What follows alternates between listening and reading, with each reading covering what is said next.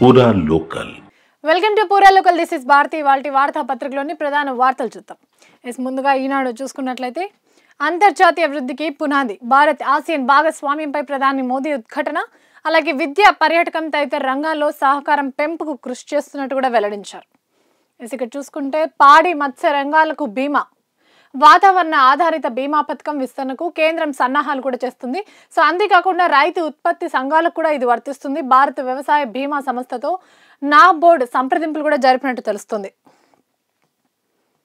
రేపు ఎల్లుండి అతి భారీ వర్షాలు కురిసే అవకాశం ఉన్నట్టు కూడా వాతావరణ శాఖ అయితే తెలిపింది. 4 జిల్లాలకు ఇప్పటికే రెడ్ అలర్ట్. మోంతా తుఫాను ఐఎండీ హెచ్చరిక. సో ఈ తుఫానికి మోంతా అని నామకరణం కూడా చేసింది. మోంతా అంటే ఒక సువాసన వెదజల్లే ఒక పుష్పం లాంటిది అని కూడా వాతావరణ శాఖ అయితే తెలిపింది. ఇక్కడ చూసుకుంటే జూబ్లీహిల్స్ లో ప్రచారానికి సీఎం రెడీ అయ్యారు. ఇప్పటికే జూబ్లీహిల్స్ బైపోల్ ఎలక్షన్స్ కి సంబంధించి కాంగ్రెస్ అధికార పార్టీ నుంచి నేరుగా సీఎంఏ రంగంలోకి దిగుతున్నట్టు కూడా మనకి ఇక్కడ స్పష్టంగా తెలుస్తుంది.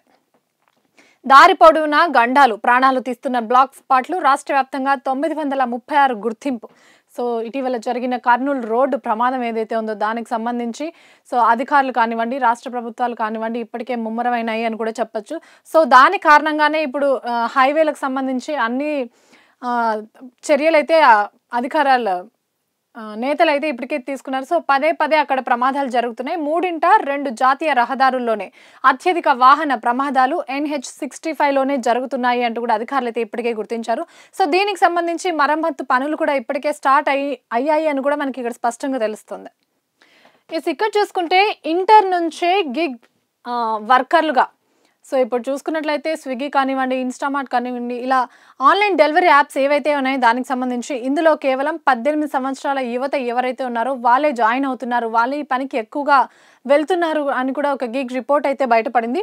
సో 63 నుంచి 84% కార్మికులు వారానికి 48 గంటలకు పైగా పనిచేస్తున్నారు. సో ఇది కేవలం డబ్బు కోసం అని మాత్రమే చెప్పొచ్చు. సో సరైన వేతనాలు, సామాజిక భద్రత కల్పించాలి. వివి గిరి జాతీయ కార్మిక ఇన్స్టిట్యూట్ నివేదిక ఇది. సో ఇక్కడ చూసుకుంటే 18 నుంచి 24 ఏళ్ల వయసులో 8.39 మంది గిగ్ వర్కర్లు ఆ కుటుంబాలకు ఏకైక సంపాదకులుగా ఉన్నారు. సో 35 నుంచి 44 ఏళ్ల లోపు వారు ప్రత్యామ్నాయ అదనపు ఆదాయం కోసం గిగ్ వర్కర్లుగా పనిచేస్తున్నారు. సో ప్రస్తుతం 18 నుంచి 24 వయసున్న యువత ఎవరైతే ఉన్నారో ఈ పని చేస్తున్నవారు సో కేవలం ఆ కుటుంబానికి వీళ్ళు ఒకటే ఆదాయం అని కూడా మనకి ఇక్కడ ఈ రిపోర్ట్ ద్వారా అయితే స్పష్టంగా తెలుస్తుంది. ఏసీకి సాక్షిలో చూసుకుంటే మరొకసారి స్వేచ్ఛగా వాణిజ్యం బంధాన్ని పెంచుకుందామని ఆసియన్ దేశాలకు ప్రధాని మోదీ పిలుపునిచ్చారు.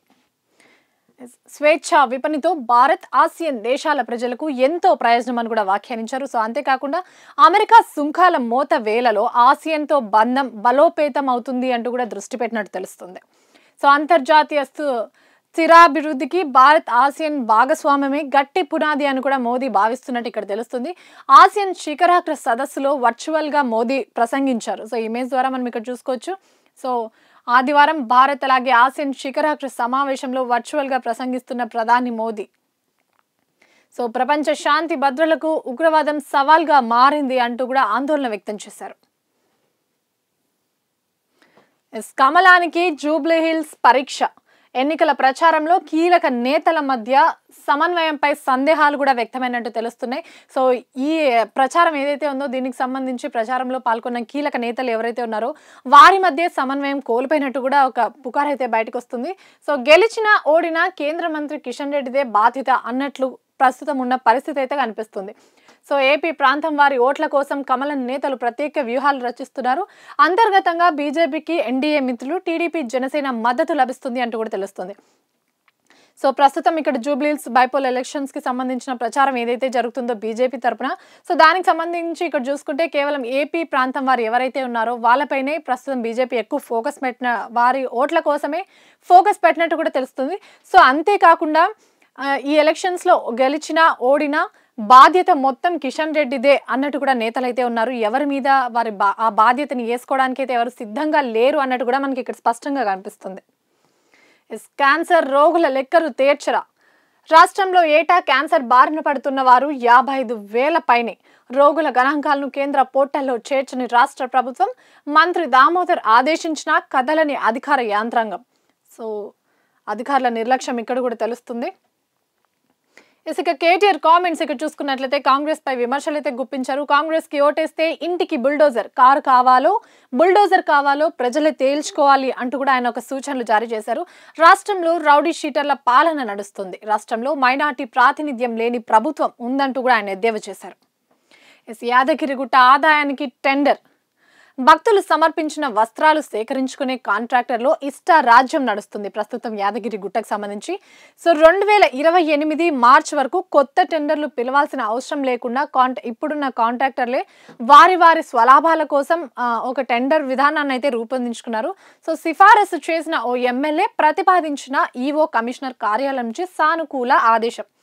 సో దీనికి సంబంధించి అధికార యంత్రాంగాల నుంచి ఒక ఆమోదం కూడా లభించినట్టయితే తెలుస్తుంది. సో ప్రాజెక్టుపై పర్యావరణ పిడుగు. సుప్రీంకోర్టు తీర్పుతో పాలమూరు, డిండి, సీతమ్మ సాగర్ కు అనుమతులు నిలిపేసిన కేంద్రం.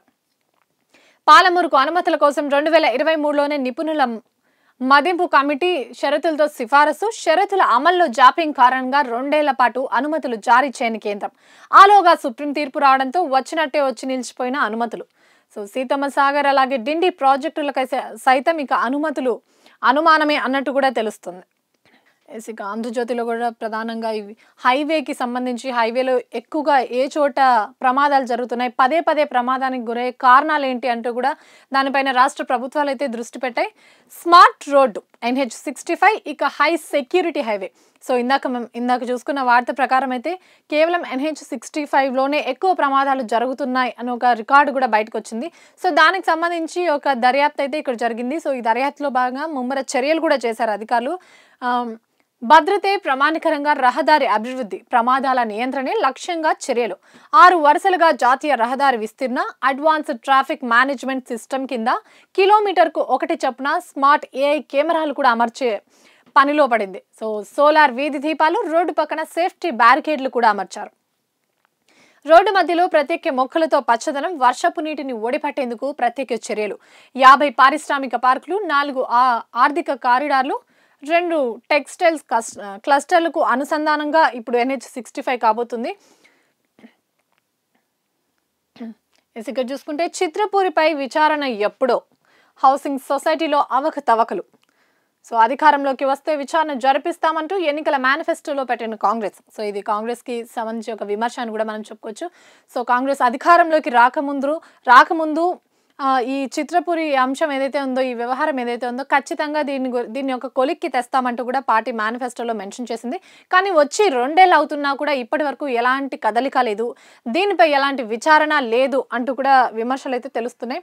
రంగంలోకి దిగిన 2 ఫిల్మ్ ఛాంబర్ సభ్యులు, చిత్రపురి సొసైటీ సభ్యులను కాపాడే ప్రయత్నం కూడా జరుగుతుంది.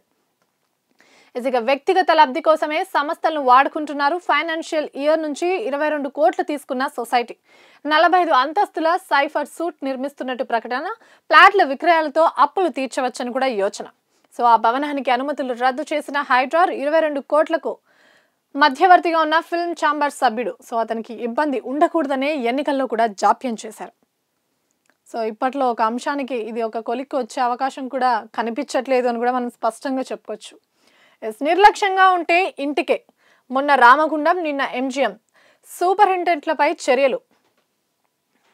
సో అలసత్వం ప్రదర్శిస్తున్న వారిపై వేటు పడుతుంది అంటూ కూడా మరొకసారి ప్రభుత్వం నుంచి హెచ్చరికలు వచ్చాయి. సో ఇటీవల కాలంలో 7 సూపరింటెండెంట్లపై చర్చలు. ఇష్టారాజ్యంగా వ్యవహరిస్తే ఉపేక్షించబోమంటూ కూడా సంకేతాలు జారీ చేశారు.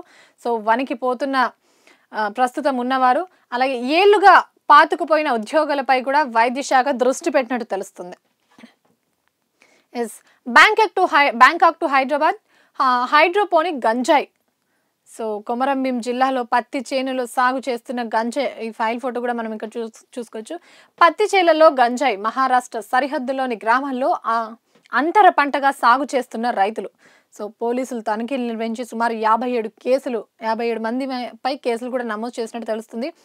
ఇక్కడ చూసుకుంటే శంషాబాద్ ఎయిర్పోర్ట్లో 4.15 కిలోల గంజాయిని స్వాధీనం చేసుకున్నారు అధికారులు. సో 3 నెలల వ్యవధిలోనే రాష్ట్రంలో 5 కేసులు నమోదయ్యాయి. గంజాయికి సంబంధించి అక్రమంగా రవాణా చేస్తున్న గంజాయి వ్యవహారం అయితే ఉందో దీనికి సంబంధించి కేవలం 3 నెలల్లోనే 5 కేసులు నమోదవ్వడం అనేది విశేషం. సో 53 కోట్ల విలువైన 53 కిలోల గంజాయి సీజ్. జూలైలో ఓ మహిళ వద్ద 40 కోట్ల సరుకు స్వాధీనం. మహిళలను కొరియర్లుగా మారుస్తున్న ఈ ఏజెంట్స్ ఎవరైతే ఉంటారో ముఠాలు, గంజాయి తరలించే ముఠాలు, సో మహిళల్ని టార్గెట్ చెయ్యరు అన్న ఒక ఉద్దేశంతోనే వాళ్ళని కొరియర్గా వినియోగిస్తున్నారు అంటూ కూడా అధికారులు అయితే గుర్తించారు ఇప్పటికే. ఇక మరో పత్రికలో చూసుకుంటే మలేషియా టూర్లో ట్రంప్ డాన్స్. సో విమానం దిగగానే స్వాగత బృందంతో కలిసి స్టెప్పులేశారు. 8 నెలల్లో 8 యుద్ధాలు ఆపిన త్వరలో ఆఫ్ఘన్ పాక్ వార్ ఆపుతా అంటూ కూడా ట్రంప్ మరోసారి వ్యాఖ్యలు చేశారు. పాక్ ప్రధాని షరీఫ్, ఆర్మీ చీఫ్ మునీర్ గొప్ప వ్యక్తులు. ఆయన సమక్షంలో థాయిలాండ్, కంబోడియా శాంతి ఒప్పందం జరిగింది. రష్యా ఆయిల్ కొనుడు ఇండియా ఆపేస్తుందని కూడా ఆయన వ్యాఖ్యానించారు. ఇక చూసుకుంటే మోదీ కామెంట్స్ ని మరొకసారి మనం ఇక్కడ చూసుకోవచ్చు. నిజాం పాలనను ఎదిరించిన ధీరుడు కొమరం భీం. ఆయన చరిత్రను దేశ యువత తెలుసుకోవాలి అంటూ కూడా ఆయన పిలుపునిచ్చారు. 40 ఏళ్లే బతికిన ప్రజలపై చెరగని ముద్ర వేశారు. జీఎస్టీ మార్పులతో సామాన్యులేంట పండుగ తెచ్చారు. చెట్ పండుగ సంస్కృతి, సామాజిక ఐక్యతకు ప్రతీక అంటూ కూడా మోదీ వ్యాఖ్యానించారు. సో కోరాపుట్ కాఫీకి ప్రపంచ వ్యాప్తి గుర్తింపును వెల్లడి. మన్ కీ బాత్ 127వ ఎపిసోడ్ కూడా ప్రసారం చేశారు.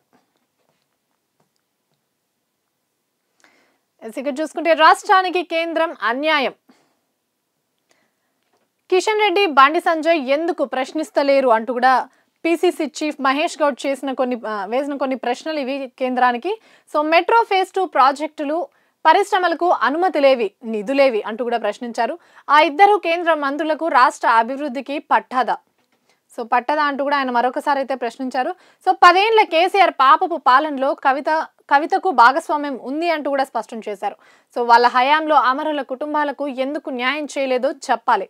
పాదయాత్రతోనైనా ప్రజల సమస్యలు తెలుస్తాయి. ఆమె పాదయాత్రను స్వాగతిస్తున్నా అంటూ కూడా ఆయన వ్యాఖ్యలు చేశారు. కేసీఆర్ వల్లే తెరపైకి బనకచర్ల, జూబ్లీహిల్స్లో 100% గెలిచేది కాంగ్రెసే అంటూ కూడా ధీమా వ్యక్తం చేశారు మహేష్ కుమార్ గౌడ్. సో నెలాఖరులో డీసీసీ చీఫ్ల ప్రకటన ఉంటుందంటూ కూడా వెల్లడి. సో ఢిల్లీతో మీడియాతో మాట్లాడిన ఒక అంశం ఇది. జూబ్లీహిల్స్లో సీఎం ప్రచార షెడ్యూల్ ఖరారు. సో ఈ నెల 30, 31న 4 డివిజన్లలో ఆయన ప్రచారం చేయనున్నారు. సో అలాగే వచ్చే నెల 4, 5 తేదీల 2వ విడతగా క్యాంపెయిన్ కూడా నిర్వహించనున్నారు. బోర్డులంటే డోంట్ కేర్. బనకచెర్ల డిపిఆర్లపై ఇప్పటికే వివరణ ఇవ్వని ఏపీ. కృష్ణా గోదావరి బోర్డులు లేఖలు రాసిన ఖతార్ చేని పొరుగు రాష్ట్రం. కేంద్రం దున్ను చేసుకుని రెచ్చిపోతుందన్న వాదన. తెలంగాణ ఫిర్యాదు చేసిన పట్టించుకుని సిడబ్ల్యూసి, పీపీఏ. ఇక్కడ కవిత కామెంట్స్ కొన్ని ఉన్నాయి. సో నిజామాబాద్లో జరిగిన 2వ రోజు జాగృతి జనం బాట కార్యక్రమం ఏదైతే ఉందో అందులో భాగంగానే ఆమె కొన్ని కామెంట్స్ అయితే చేశారు. బేసిఆర్ క్యాడర్ జాగృతితో కలిసి నడుస్తుంది. నాకు కాంగ్రెస్ మద్దతు ఉంది అనేది అబద్ధం అంటూ కూడా ఆమె స్పష్టం చేశారు. అంతేకాకుండా పార్టీ పెట్టడం కాదు, ప్రజా సమస్యలపైనే నేను ఫోకస్ పెట్టాను అంటూ కూడా అన్నారు. సో అధికారం, అవకాశం, ఆత్మ గౌరవం నినాదంతో ముందుకెళ్తానని కూడా వ్యాఖ్య. త్వరలో దేశవ్యాప్తంగా ఫస్ట్ ఫేజ్ లో 10 రాష్ట్రాల ఓటర్ లిస్ట్ సవరణ. సో నేడు తేదీని ప్రకటించనున్న ఎన్నికల సంఘం. గద్దెర లేపుతున్న చెడు గాలి. సో ఎయిర్ పొల్యూషన్ కి సంబంధించిన ఒక కీలక అప్డేట్ అని కూడా మనం ఇక్కడ చెప్పుకోవచ్చు. ఒక తాజా నివేదిక ఏదో వెల్లడైంది మనకి ఇక్కడ. సో ఎయిర్ పొల్యూషన్ కు మన దేశంలో ఏటా 20 లక్షల మంది మృతి చెందుతున్నారు. సో కేవలం ఒక ఎయిర్ క్వాలిటీ లేనందువలన ఈ ఎయిర్ పొల్యూషన్, వాయు కాలుష్యం ఏదైతే ఉందో సో దాని కారణంగానే ఏటా 20 లక్షల మంది ప్రాణాలు కోల్పోతున్నారు. సో అనేక వ్యాధులకు కారణం అవుతుంది అంటూ కూడా మనం ఇక్కడ స్పష్టంగా తెలుసుకోవచ్చు. చైనాతో పాటు ఇండియాలోనే భారీగా మరణాలు నమోదవుతున్నాయి. సో 1,00,000 మందిలో 186 మంది గాలి కాలుష్యానికే బలవుతున్నారు. శ్వాస వ్యవస్థపైనే కాదు, గుండె, మెదడుపైన కూడా తీవ్ర ప్రభావం చూపిస్తుంది. క్యాన్సర్, మతిమరుపు, 35% గుండె జబ్బులకు ఇదే కారణం అంటూ కూడా తాజాగా వెల్లడైన రిపోర్ట్ మనకి ఇక్కడ స్పష్టంగా తెలియజేస్తుంది. పండ్ల తోటలపై విషపు పడగ. సో ప్రస్తుతం ఇక్కడ మనకి పండ్ల తోటలు అంటే మనకి ముఖ్యంగా గుర్తొచ్చేది పల్లెటూరులో. కానీ ఇటీవల కాలంలో హైవేల పక్కన కానివ్వండి, రోడ్ల పక్కన కానివ్వండి, అనేక తోటలు అయితే మనకు కనిపిస్తున్నాయి. సో హైవేల పక్కన ఉన్న తోటలలోని పండ్లలో ప్రమాదకరమైన లోహాలు ఉన్నట్టు గుర్తించారు అధికారులు. లెడ్, కాడియం, మెర్క్యూరీ, ఆర్గన్స్ లాంటి హెవీ మెటల్స్, వాహన పరిశ్రమల కాలుష్యమే దీనికి కారణం. తెలంగాణ, ఏపీ హార్టికల్చర్ వర్సిటీ సంయుక్తంగా చేసిన ఒక స్టడీ ద్వారా ఇది బయటికి వెల్లడైంది. సో ప్రసిద్ధ journal of scientific research and రిపోర్ట్లో ప్రచురితం కూడా చేశారు దీని గురించి. ఇవి వార్తాపత్రికలోని ప్రధాన వార్తలు. మరిన్ని వార్తలతో మళ్ళీ కలుద్దాం. చూస్తూనే ఉండండి పూరాలోకం.